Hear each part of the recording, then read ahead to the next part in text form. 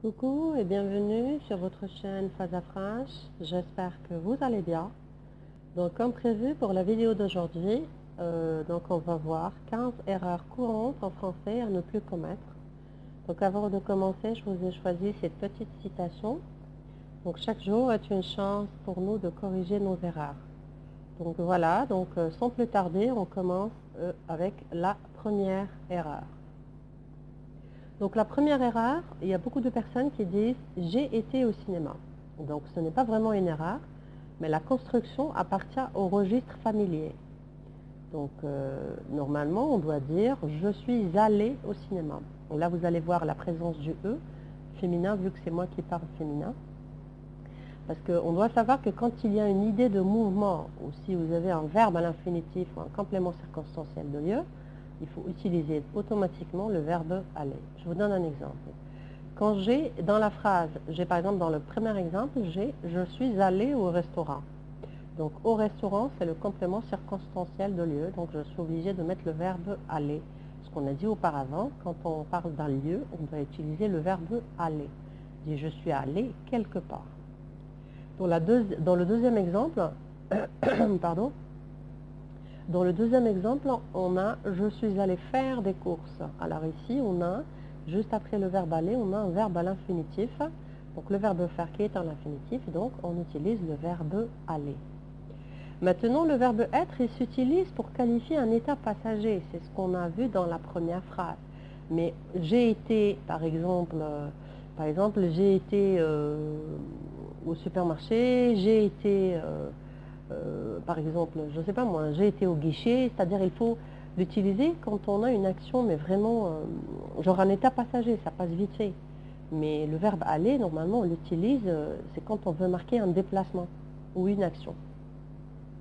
Donc la construction, comme on a dit, elle appartient au registre familier. Donc il faut faire attention au contexte dans lequel on utilise le verbe être, c'est-à-dire quand est-ce qu'on utilise le verbe être, et à la place, on utilise le verbe aller au lieu du verbe être. C'est-à-dire là, il faut faire attention parce qu'on a dit que pour le verbe aller, donc je vous rappelle un peu la règle. Donc quand il y a une idée de mouvement, c'est-à-dire il y a un déplacement, on bouge. Quand vous avez un verbe à l'infinitif, comme on a vu dans l'exemple du verbe faire, ou quand vous avez tout simplement un complément circonstanciel de lieu, et bien tout simplement, il faut utiliser le verbe aller. Donc sans plus tarder, on passe à l'erreur numéro 2. Donc pour l'erreur numéro 2, on a dans la phrase « cette robe coûte cher ». C'est une erreur qui est plus subtile parce qu'elle porte sur l'adjectif « cher ».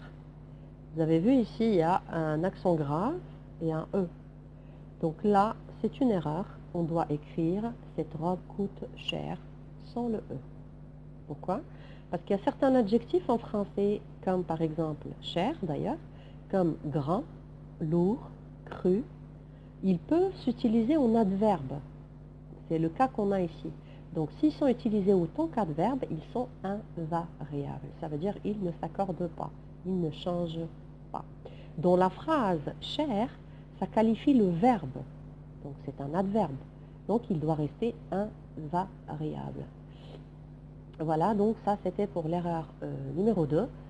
Je vais diminuer un petit peu comme ça. Voilà, c'était l'erreur numéro 2. Là, on passe tout de suite à l'erreur numéro 3. Il y a beaucoup de personnes qui disent « je me rappelle de cette règle ». C'est faux. On doit dire « je me rappelle cette règle ». Parce qu'on dit « se rappeler quelque chose ».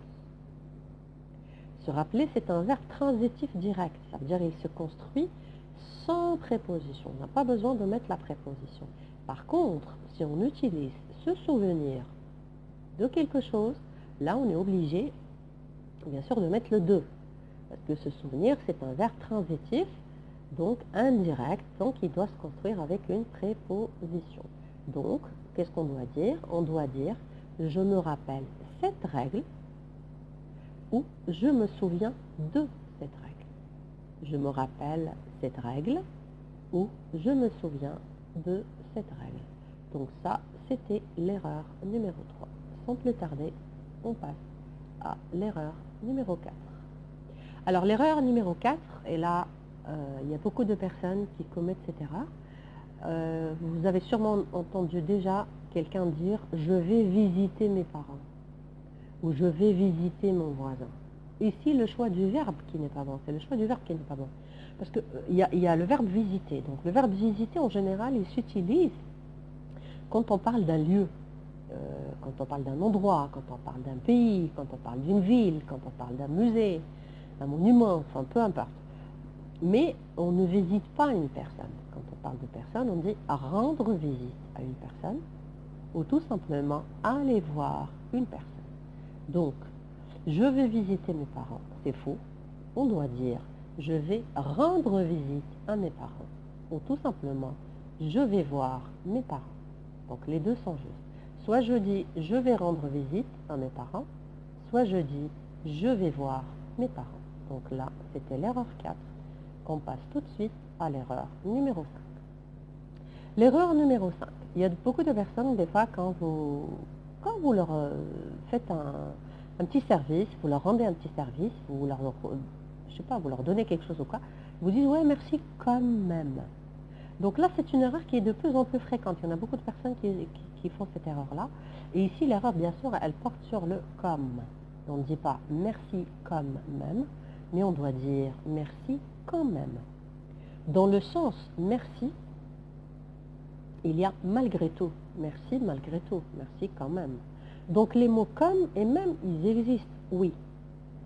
Mais la locution comme même n'existe pas. C'est-à-dire on utilise comme toute seule et même toute seule, mais jamais les deux ensemble. Par contre, on doit utiliser la locution quand même. Alors, la locution quand même, on l'utilise pour exprimer une concession, une opposition, un étonnement, une incompréhension, une colère, ou pour insister sur un fait.